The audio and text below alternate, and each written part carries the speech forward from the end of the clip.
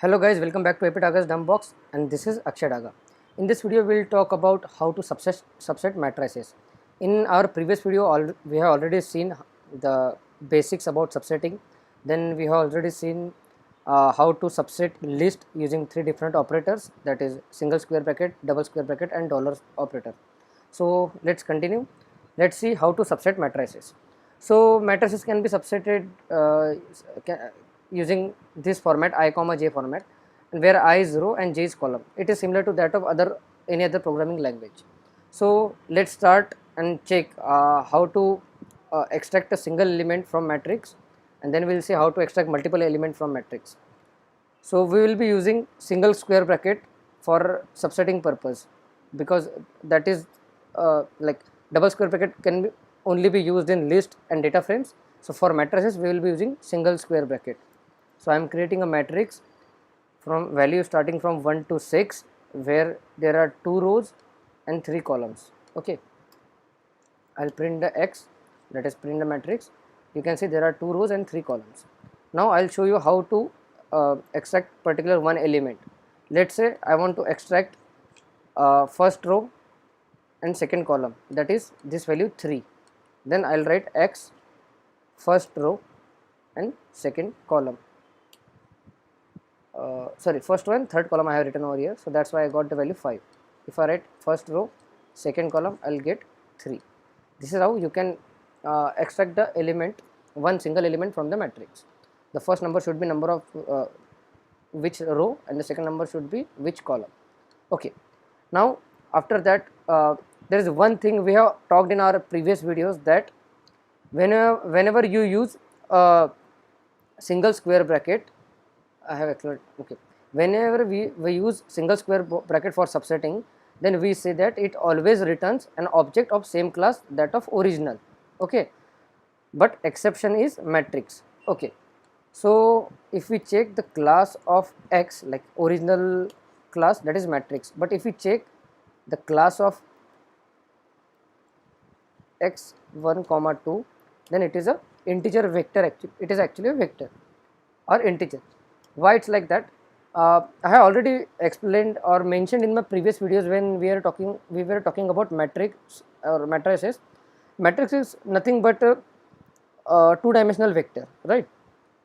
So for that it is exception, like it treated as a vector, or let's say or integer. Okay, so that's why it doesn't return the output as a matrix. But if you want to get it as a matrix, then we can do it using the same like using one of the way that I will explain. Okay, once that is done, then if you want the output should be a matrix, then instead of doing this, you have to pass one more argument, and that argument will be like drop equal to false. By default drop is equal to true, that means it will drop the class. Okay, if I write drop equal to false here, I have to write it in caps. So you can see now I got the output as a 3, but it is a matrix. If you want to check the class, we can check its class like this, and it is a matrix now. Okay, similarly let's check like what is the like how to extract multiple elements using matrix. Okay, so we will use the same matrix, and then I'll show you like this is the matrix we are using.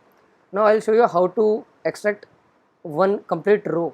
I'll write X, that is first row, and I will not write anything for the column. Then it will take all the elements, that is all the columns by default.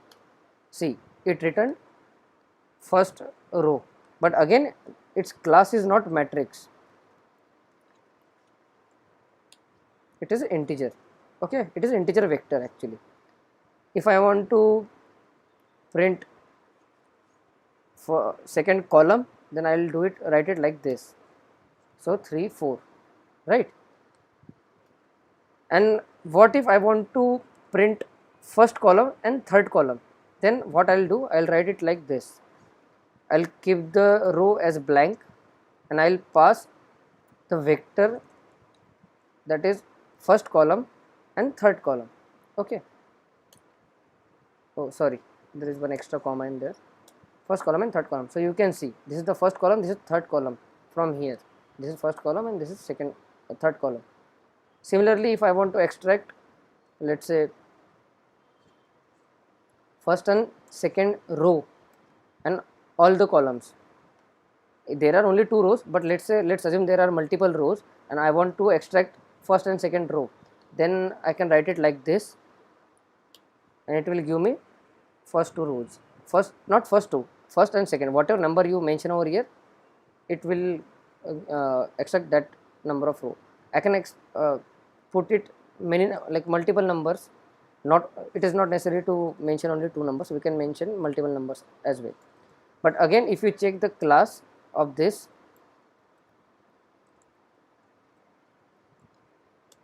it is a matrix because it returned a matrix, right?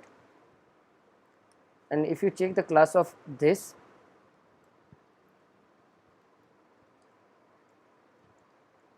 it is also a matrix.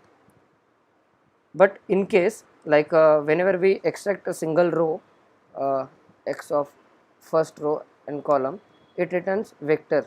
If we check its class, it is integer, and if I want it to be matrix, then I'll pass one more parameter, that is drop equal to false. Okay,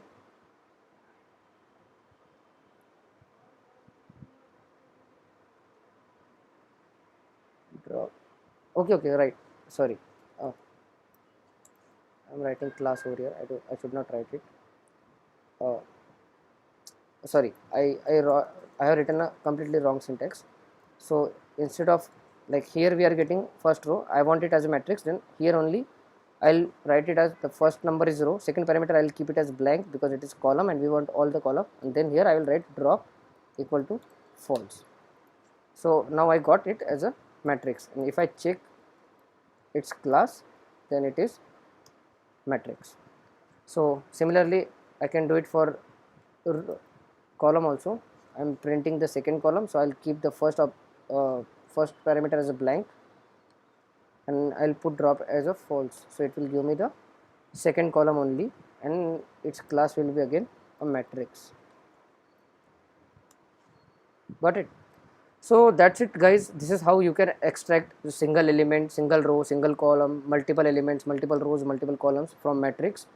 And whatever syntax I have explained over here, everything will be available for you in the written form, and link to that will be given in the description. If you like the explanation, please click on the like button. If you want to continue watching this kind of videos, please encourage me. You can do that by clicking the subscribe button. And in my next video, I'll be talking about how to subset using partial matching and everything, and some many more advanced topic. So keep watching. Thank you very much. This is Akshay Daga signing off.